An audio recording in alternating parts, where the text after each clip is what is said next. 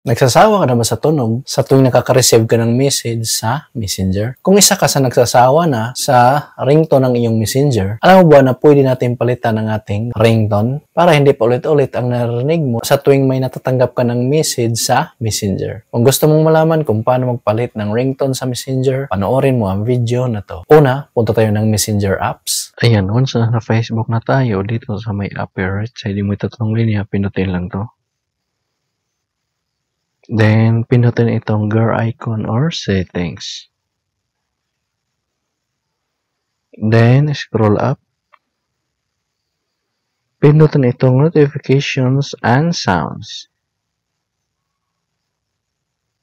Then, under sa notification preferences, pinutin lang itong ringtone.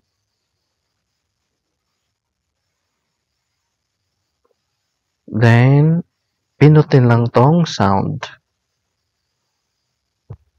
Ayan, so dito ko napipili ng iba't ibang ringtone. So may chocolate, coin, cosmic radio, crystal, daydream, deep tooth, ding dong idea, jump, laser, latch, molecule. So marami pang iba.